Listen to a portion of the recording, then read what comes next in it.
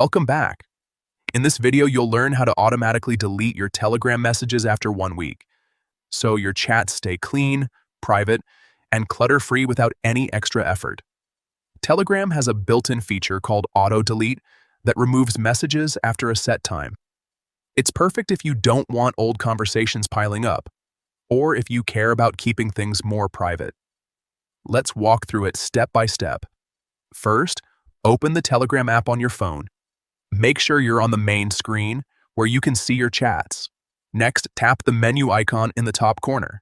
This is the 3-line icon that opens up Telegram's main options. From there, tap on Settings. This is where you can control everything related to your account and app behavior. Once you're inside Settings, look for Privacy and Security and tap on it. This section handles all your privacy-related features.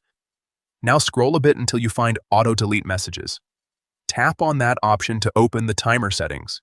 You'll now see something called the Self-Destruct timer. This is where you decide how long messages stay before they disappear automatically.